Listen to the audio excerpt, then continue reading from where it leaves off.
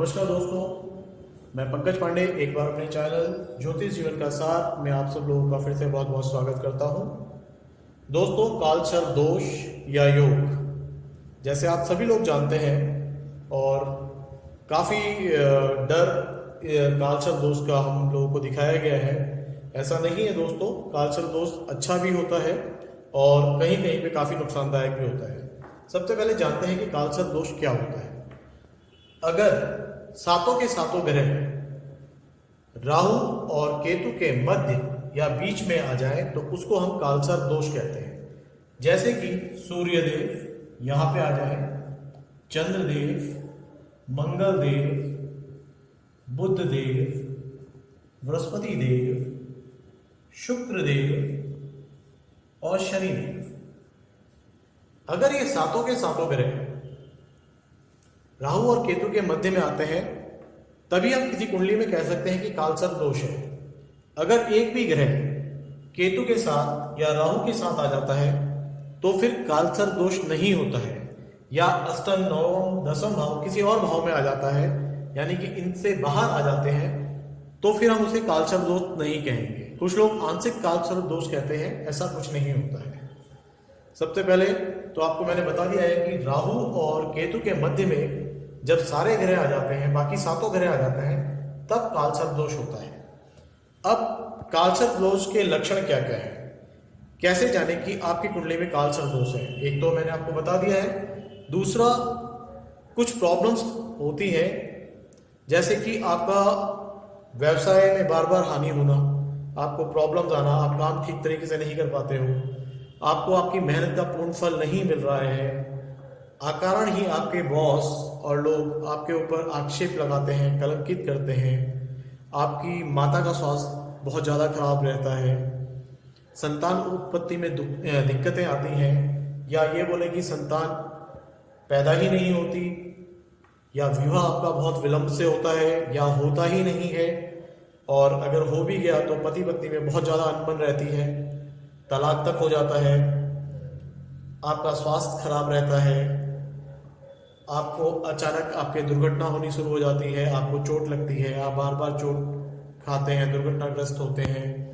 आपका भाग्य आपका साथ नहीं देता है, या आपको सपने में नाग नागिन बहुत ज़्यादा दिखाई देते हैं, पिता से विचार नहीं मिलते हैं आपको आपके काम का यश कम मिलता है, आपको बार बार नौकरियां बदलनी पड़ती हैं और आपका पैसा कुकर्मों में खर्च होता है। अगर ये सारी चीज़ों में से कुछ चीज़ें आपके ऊपर हैं तो एक बार पंडित जी को जरूर दिखा लें, हो सकता है आपकी कुंडली में कालसर्प दोष हो।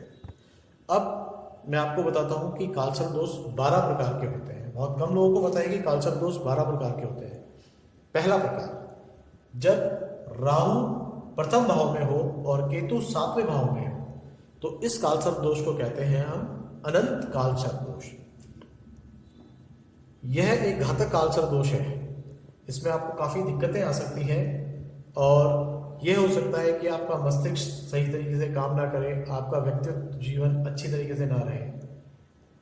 हम कालसर्प दोष के निवारण आगे बताऊंगा। दूसरा कालसर्प दोष आता है कुलिक कालसर्प दोष। जब राहु द्वितीय भाव में हो और केतु अष्टम भाव में हो तो उस कालसर्प दोष को कहते हैं हम कुलिक कालसर्प दोष। तीसरा आता है जब राहु आपके तीसरे भाव में हो और केतु आपके 9वें भाव में हो, इस कालसर्प दोष को कहते हैं वासुकी कालसर्प दोष। जब राहु चौथे भाव में हो और 10वें भाव में केतु आ जाए तो इसको कहते हैं हम शंख पाल कालसर्प दोष। जब 5वें भाव में राहु हो और 11वें भाव में केतु आ जाए तो इसको कहते हैं हम पद्म कालसर्प दोष। अगर आपके 6ठे भाव में राहु हो और 12वें भाव में केतु आ जाए तो इसको हम कहते हैं महापद्म कालसर्प दोष। अगर आपके 7वें भाव में राहु हो और पहले भाव में केतु आ जाए तो इसको कहते हैं हम तक्षक कालसर्प दोष। अगर आपके 8वें भाव में राहु हो और दूसरे भाव में केतु आ जाए तो इसको कहते हैं हम कारकोटक कालसर्प दोष। अगर आपके 9वें भाव में राहु हो और तीसरे भाव में केतु आ जाए तो इसको कहते हैं हम शंखचूड़ कालसर्प दोष। अगर आपके 10वें भाव में राहु हो और चौथे भाव में केतु आ जाए तो इसको कहते हैं हम घातक कालसर्प दोष। अगर आपके 11वें भाव में राहु हो और 5वें भाव में केतु आ जाए तो इसको कहते हैं हम विषधर कालसर्प योग। अगर आपके 12वें भाव में राहु हो और 6ठे भाव में केतु आ जाए तो इसको कहते हैं हम शेषनाग कालसर्प दोष। ये तो 12 प्रकार के कालसर्प दोष हुए। अब क्या ये सारे के सारे कालसर्प दोष नुकसानदायक हैं? इन सबसे ही हमें डरना चाहिए? नहीं, ऐसा नहीं है। कुछ कालसर्प दोष बहुत अच्छा फल भी देते हैं और कुछ बहुत बुरा फल देते हैं। जैसे कि अनंत कालसर्प दोष, यह व्यक्ति को जीवन भर परेशान रखेगा अगर इसका निवारण नहीं कराया गया। चौथा आता है आपका शंखपाल कालसर्प दोष। जब राहु चौथे में हो और केतु 10वें में हो, यह आपकी माता के स्वास्थ्य को खराब रखेगा, आपके घर गृहस्थी के जीवन को खराब रखेगा या आपको घर से हमेशा दूर रखेगा।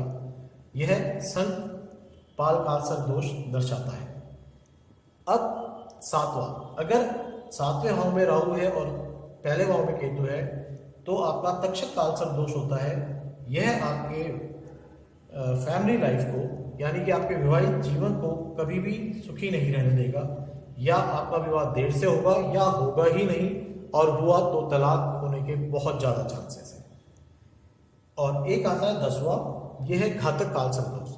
इसमें यह होता है कि आपकी नौकरी बार बार लगेगी छूटेगी, आपका व्यवसाय ठीक से नहीं चलेगा, आपके पिता से आपके विचार नहीं मिलेंगे। यह जो 4 कालसर्प दोष हैं यह काफ़ी खराब माने जाते हैं और इनका उपाय अवश्य करवा लेना चाहिए।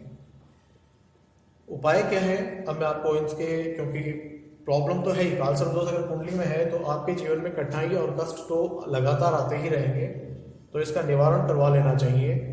सबसे प्रमुख निवारण होता है कि नाग नागिन का जोड़ा की आप पूजा करवा कर शिव मंदिर में उसको जल में, बाद में उसके शिव मंदिर में पूजा करवाकर उसको जल में प्रभावित कर दें, उसको बहा दें नाग नागिन के जोड़े को। दूसरा, शिव अर्चना, शिव पूजा जरूर करें। रुद्राभिषेक, पार्थिव पूजा साल में एक बार अवश्य कराएं। लगातार शिवजी जी में जाके चंदन का इत्र चढ़ाएं, हर सोमवार चढ़ाएं। हो सके तो नागपंचमी के दिन या उससे पहले आप मंदिर की साफ सफाई करवा सकते हैं, मरम्मत करवाएं, पुताई करवाएं। आप शिवजी जी को जितना भी प्रसन्न करेंगे, कालसर्प दोष से आप उतना ही दूर रहेंगे, उससे प्रभाव से आप उतना ही, आपको कम कष्ट होंगे। आपको नित्य गौमूत्र से दांत की सफाई करनी चाहिए, आपको महामृत्युंजय का जाप करना चाहिए और शिव गायत्री मंत्र यह रोज पढ़ना चाहिए। अगर आपको आपकी कुंडली में कालसर्प दोष है, जरूरी नहीं है आप पंडितों के पास जाके ही सब कार्य करवाएं, आप ये कार्य खुद भी कर सकते हैं। दोस्तों, जिन्होंने मेरा चैनल लाइक एंड सब्सक्राइब नहीं किया है तो कृपया मेरे चैनल को लाइक एंड सब्सक्राइब करें। धन्यवाद दोस्तों।